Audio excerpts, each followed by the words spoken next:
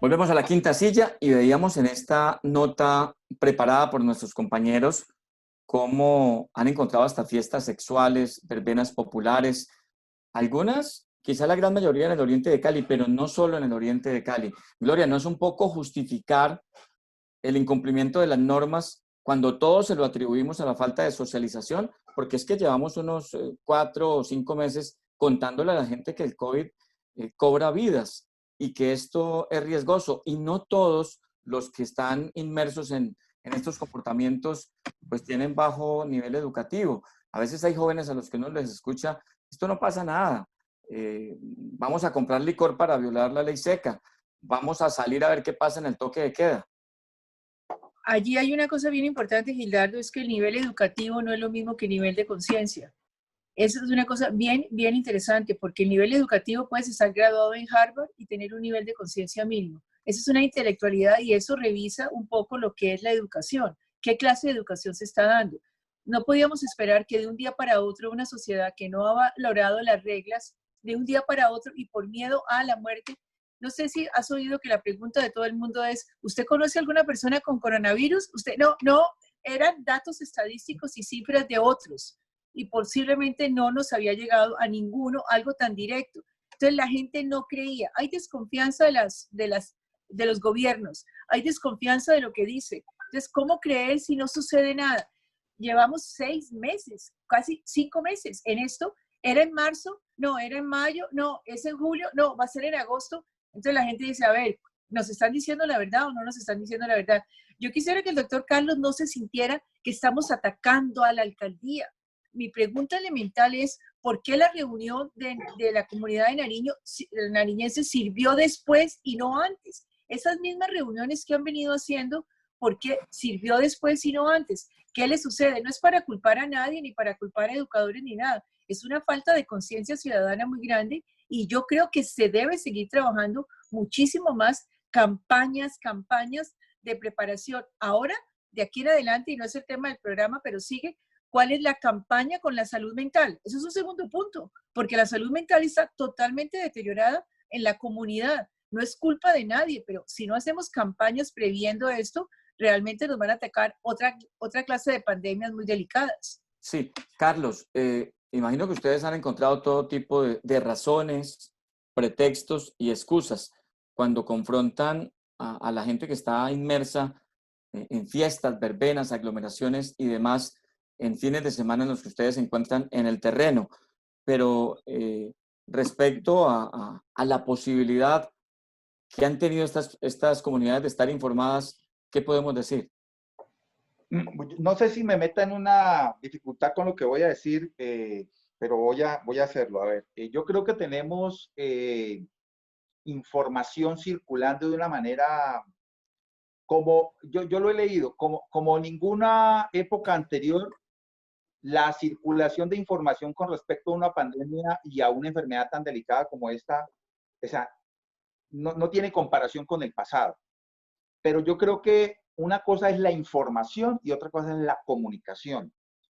Yo creo que sí ha habido mucha información, los noticieros y los medios tienen casi que una cobertura total del fenómeno a nivel local, regional, nacional, internacional, en el tema económico, en el tema de la salud, en los temas sociales. O sea, hay una cobertura impresionante. Lo que implica el fenómeno, digamos, de la pandemia a nivel de la salud, a nivel de las relaciones sociales, a nivel de los impactos en la vida económica. Entonces yo creo que hay un esfuerzo muy grande que como sociedad tenemos que seguir trabajando, tenemos que seguir adelantándonos obviamente a todo lo que podamos, ojalá, prever, porque digamos, si ya conocemos las tendencias y los comportamientos de este fenómeno, seguramente eso nos da un poco más de pie para poder anticipar decisiones y poder tener algún tipo de incidencia sobre eso que se llama las conductas ciudadanas. Pero Carlos, hay un poco de fatiga de la comunidad que empezó en marzo con una cuarentena obligatoria y que sigue ahora recibiendo solo medidas de choque para frenar una pandemia que nadie previno, que a todos sorprendió y que tuvimos que acudir al método más viejo, más antiguo, que es el encierro. Sí hay fatiga, estoy convencido de eso, hay cansancio y sobre todo yo pienso que hay un poquito de incertidumbre.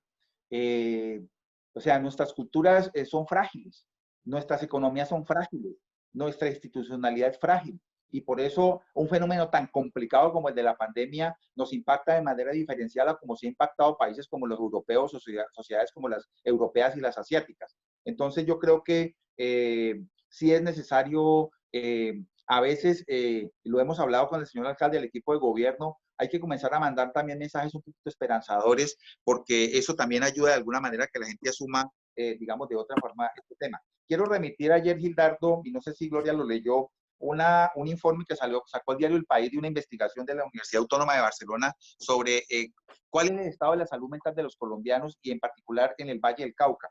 Me llamaron mucho la atención los resultados de ese estudio, que parece ser es muy serio desde el punto de vista académico.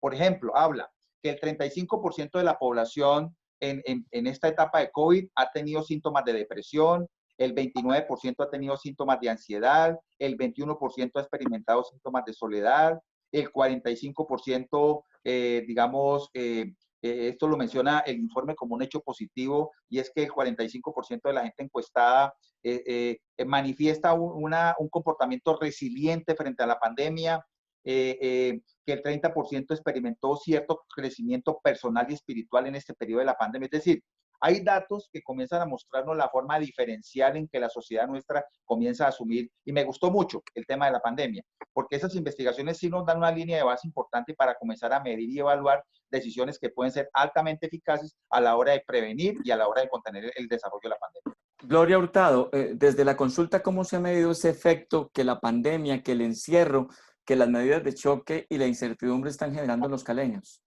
Yo creo que es muy fuerte el efecto, pero es ayudar a cambiar el libreto. Es decir, uno tiene que enseñar. A mí la palabra incertidumbre no me produce miedo, porque la palabra incertidumbre es una palabra es una moneda de dos caras. La incertidumbre te puede llenar de pánico y congelarte, o te puede llenar de creatividad, porque en la incertidumbre todo está por hacerse. No hay futuro y hay para hacerla. Yo creo que hay mucho impacto sobre la gente, pero es ayudar a cambiar el chip. A ver, ¿qué estás perdiendo y qué estás ganando? Es aprender, es enseñarles otras cosas. El doctor Carlos habla de comunicación y educación. Eso se llama procesos de conciencia. Es que nuestra educación no ha sido, da información, pero no genera conciencia. Y caer en cuenta de lo que está pasando es muy importante. Hay un factor que falta en este análisis, es la desconfianza de la gente en sus gobiernos. La desconfianza, es decir, ¿a quién creerle? Si siempre nos han manipulado, no este gobierno. Pero hay dijéramos, una desesperanza. ¿A quién le creo si manipulan cifras, si en el gobierno nacional están diciendo mentiras, si hay manipulación, si se roban la plata? Entonces, crear como magia, hacer así con los dedos y de un día para otro, por un miedo de pandemia, la gente va a responder, va a ser educada, va a creer. Eso es muy complejo. Tenemos que pasar por una temporada y educar y saber qué es la educación. Ojalá de todo esto resultara que la educación escolar y universitaria tiene que ser una educación diferente, basada más en caer en cuenta, en enseñar una serie de valores, solidaridad, gratitud, otra cosa, y no solamente en conocimientos intelectuales. Allí está el gran reciclaje que se puede hacer de la pandemia. ¿Cómo va a afectar la educación o si vamos a seguir repitiendo lo mismo? Tenemos que preparar, y lo dice la gente, va a haber más pandemias. ¿Estamos preparados para la próxima o nos van a volver a coger ahora de improviso? Ya tenemos una experiencia. ¿Cómo hacemos en educación con conciencia, para poder prever que no nos suceda de nuevo la misma situación? Carlos, ¿qué tanto daño le han hecho a la ciudad, a sectores un poco más vulnerables desde el punto de vista de esa educación y de esa preparación de la que hemos venido hablando? Los mitos, las redes sociales, la información que llega por canales que no son asertivos ni ciertos.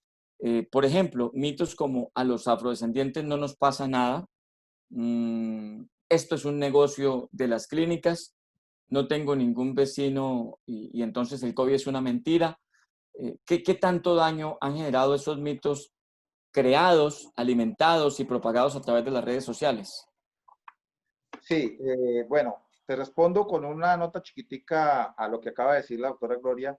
En el mes de marzo, antes de que empezara la pandemia, la revista Semana, en la primera semana de marzo, publicó una referencia muy corta de un estudio de capital social en Colombia que aquí yo lo leí con el equipo de trabajo nuestro en la Secretaría, y lo presenté como un hecho obviamente patético y delicado.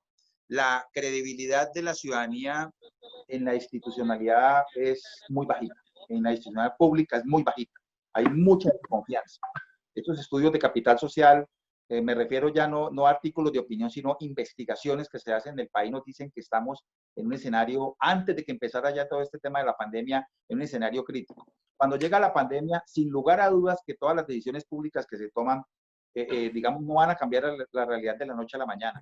Es decir, la dificultad de que muchas medidas que se toman en el sector público para que se implementen en la ciudadanía ya entran con una gran falta de credibilidad que la ciudadanía tiene en la institucionalidad, generada por una institucionalidad que también ha hecho poco por ganarse la credibilidad de los ciudadanos. Entonces, eso es un tema que no podemos desconocer y que es en algo que deberíamos trabajar en el largo plazo, porque una institucionalidad que no genera credibilidad en su ciudadanía es una institucionalidad vacía, que no tiene autoridad, que no tiene, digamos, el impacto que uno esperaría cuando se toman decisiones. Lo segundo es que con respecto al tema de las redes sociales, yo estoy absolutamente convencido, porque además he leído algunos estudios que sobre esa materia se han hecho, y es que lo que se llaman los fake news son realmente algo totalmente incontrolable.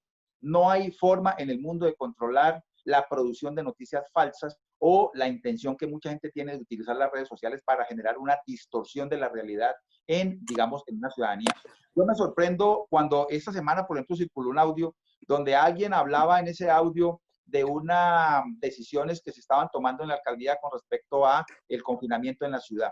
Entonces yo escuché el audio atentamente y yo me preguntaba, bueno, este audio primero no se presenta el que lo presenta, el que lo habla. Segundo, no menciona ninguna fuente institucional, no menciona un decreto, no menciona una ley, no menciona ninguna referencia. Y tercero, digamos, da datos que tampoco están confrontados en ningún tipo de fuente verídica de información. Entonces yo diría, pero la gente le da credibilidad a eso, porque eso circula masivamente en los correos, en los celulares, en los WhatsApp, y la gente sí termina dándole cierto grado de credibilidad al tema y genera incertidumbre en la ciudadanía. Entonces yo creo que si hay un daño intencional.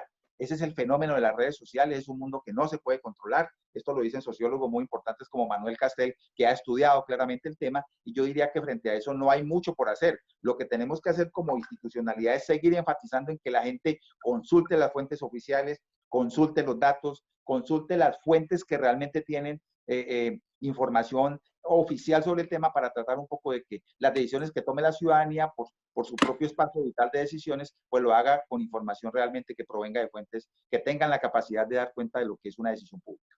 Gloria, ¿qué tanto daño siente usted que le ha hecho este proceso de pedagogía, de que los colombianos entendamos el riesgo en el que nos encontramos, las noticias falsas, las redes sociales, las cadenas de WhatsApp que alimentan mensajes mentirosos disfrazados de verdad?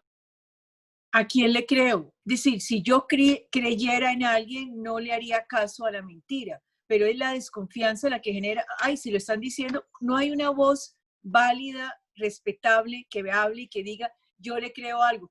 Fíjate que hay una cosa muy importante, y es que cuando la gente mira una información, de pronto mira quién la manda, y si la manda alguien respetable, bueno, la puedo creer. Ese es un pequeño filtro de a dónde viene la información. Por eso tener cuidado, si alguien recibe una información, no publicarla si no tiene la suficiente claridad de quién la mandó. Pero es la desconfianza la que genera que las fake news hayan cogido tanta fuerza. Es la pérdida de credibilidad en los gobiernos, en la forma como se ha trabajado. No vamos a educar a una sociedad de un día para otro. A mí también me preocupa sobremanera, Gildardo, y yo se lo dije alguna vez al doctor Carlos en un programa, ¿por qué no se habla de la muerte? ¿Por qué no se habla de la muerte? Es decir, nosotros estamos jugando a evitarla, a que la muerte no existe. Ahora, no estoy diciendo paniquear a las personas, pero nos han asustado, y la pregunta es, de alguna manera, en una frase de Bolsonaro horrorosa, se van a morir los que se tienen que morir. Es decir, es horrorosa. Que vayan a estar de acuerdo con Bolsonaro, pero es que él lo dijo desde una perversión de él, pero ¿quién evita que la gente se muera? Es decir, hay cosas que podemos cuidar, pero habría que hacer pedagogía sobre la muerte, sobre el sentido de los cuerpos que quedan. Hay mucha cosa por hacer. Lo que nos ha mostrado esta pandemia nos ha quitado el velo de la pésima educación que tenemos, de la horrorosa educación que tenemos. Y si no cambiamos esto, no estamos haciendo nada. Claro, están haciendo el mejor esfuerzo los gobiernos. En 5 meses tú no cambias 30, 50, 100 años de educación. O sea que la claridad más grande que queda de todo esto es la pésima educación que tenemos, las desigualdades que existen y que tenemos que cambiar la forma de hacer. La gente está impactada sin lugar a dudas. Claro, y como decía hace unos días el alcalde Jorge Iván Ospina en una entrevista, solo un pueblo inculto se niega a aceptar su realidad y es un poco de lo que hemos vivido. Carlos, ¿cómo lograr que la gente entienda que en los fines de semana hay toque de queda, ley seca, prohibiciones y medidas de choque, pero se autoricen temas como los 2 días sin IVA, sobre todo el primero que fue nefasto para ciudades como Cali y Bogotá, o que la gente, si tiene contacto con el centro, encuentre tantas aglomeraciones propias de una ciudad que tiene que comenzar a reactivarse porque no hay recursos para mantenerlos encerrados? Sí, yo pienso que tenemos una doble tensión que no es fácil de administrar. La tensión propia del problema de la pandemia como problema de salud pública, eh, con todos los impactos que hemos venido conociendo, con todo lo que aún todavía no sabemos de la misma pandemia desde el punto de vista de su comportamiento epidemiológico. Cada día nos informan los centros de investigación sobre nuevos elementos relacionados con el impacto de la pandemia en la salud de una persona, en la salud de un colectivo social. Así que ahí ya tenemos un campo vasto de conocimiento y de problemáticas propias de lo que uno llama el campo de la salud pública. Pero por otro lado tenemos el inevitable impacto colateral de la pandemia en la vida social, cultural y económica. Y yo creo que uno de los impactos, por lo menos inmediatos, que hemos observado claramente en esos 5 meses es que ciudadanía, estados tan frágiles como el nuestro desde el punto de vista del sistema de mercado que tenemos, donde más del 50% de la gente resuelve su vida a partir de la informalidad, pero la experticia epidemiológica nos dice que tenemos que aislar, que tenemos que desactivar muchos mecanismos de vida social que pasan por la dinámica económica, nos llevan a tener que casi que, digamos, tener unos impactos dramáticos sobre la parte económica. Entonces no es fácil administrar esas dos agendas, las propias de la salud pública y el efecto colateral en la vida económica de la ciudad. Entonces, decidir que se va a parar el 100% de la actividad económica por 15 días, que es lo que dura esto que llaman el periodo de incubación de la pandemia, es realmente imposible. Entonces toca comenzar a crear una cantidad de fórmulas, una cantidad de formas diferentes para tratar de contener la expansión del virus, y yo creo que ahí entra el tema de los imaginarios y el tema de la educación. Ahí coincido plenamente con la doctora Gloria en que nuestros procesos educativos previos realmente han sido muy precarios, y hoy cuando se requiere realmente que los valores de una sociedad frente a la protección de la vida estén en su máximo nivel, pues obviamente los vemos mediados por estos imaginarios de que la gente no cree o la gente necesita resolver su día a día, y por eso cuando uno transita por el centro de diálogo con los ambulantes, por ejemplo, nos dicen, doctor, no tenemos de qué vivir, ¿qué hacemos? Además porque también hay unas cotidianidades que tejen los grupos sociales.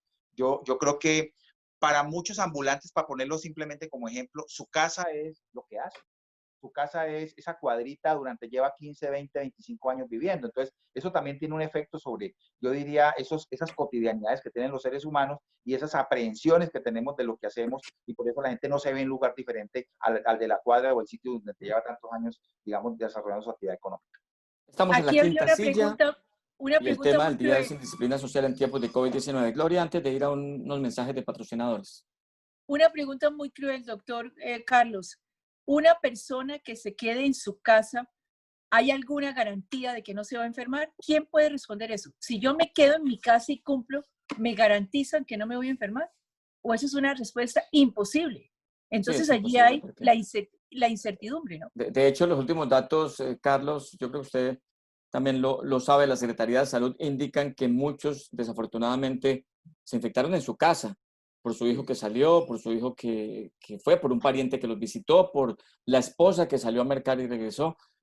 Así que es imposible garantizar que el encierro sea la fórmula efectiva. Es como un intento de evitar la propagación, pero sin que la efectividad esté marcada por el alto porcentaje, Carlos. Fíjate que el fin de semana anterior y el tras anterior tuvimos un gran impacto positivo cuando logramos llegar a muchos sitios de la ciudad con el mensaje de que el tema de la aglomeración, no usar los medios de bioseguridad, el tema del distanciamiento en espacio público. O sea, hemos sido relativamente exitosos porque mucha gente comenzó a entender la importancia de todo este fenómeno y máxime cuando comienzan a crecer estos datos exponencialmente, la gente ya comienza como a pensar que la cosa es en serio. Pero mira lo que nos pasa. Nos comenzamos a encontrar con un llamado muy insistente de la ciudadanía por la realización de fiestas y reuniones familiares. Y aquí no estamos hablando de estratos unidos, estamos hablando del conjunto de la sociedad, celebrando cumpleaños, aniversarios, pero con un elemento adicional, y es que cuando uno está en la vida familiar, por los relativos niveles de confianza, de cercanía, etcétera, pues no se usa el tapabocas, el distanciamiento en los apartamentos es un apartamento que caben 8 o 9 personas, que terminan aglomerándose 15 a 20 personas. Estas personas vienen de circular en el espacio público, van al supermercado, están en la De bomba de puntos gasolina. cardinales distintos. Sí, entonces, cuando llegan a ese espacio familiar donde está el adulto mayor, donde está la persona que tiene la comorbilidad, o sea, se nos multiplica el riesgo. Entonces, esto se mueve de un lado al otro y no se trata de a toda hora estar llegando con medidas represivas o de control. Se trata de entender que la norma en la sociedad, en las sociedades nuestras, tiene un rol importante en la cultura. La norma es una mediación en el vínculo social. La norma no es necesariamente ni el control ni la sanción. La norma es lo que nos permite construir convivencia ciudadana porque es la convención que nuestras culturas han definido para tratar de vivir unos con el otro en medio de la diferencia. Ahí tenemos un punto de tensión y por eso hay que trabajar muy duro en la promoción de campañas y de imaginarios mucho más comprensivos, mucho más llenos de elementos de juicio para que el ciudadano en su cotidianidad decida con tranquilidad el tema de la distancia, el uso del tapabocas y el cuidado del grupo familiar, que es el valor que yo creo que tenemos que promover más fuerte. Mensajes de unos patrocinadores y ya volvemos con la quinta silla del canal Univalle Televisión.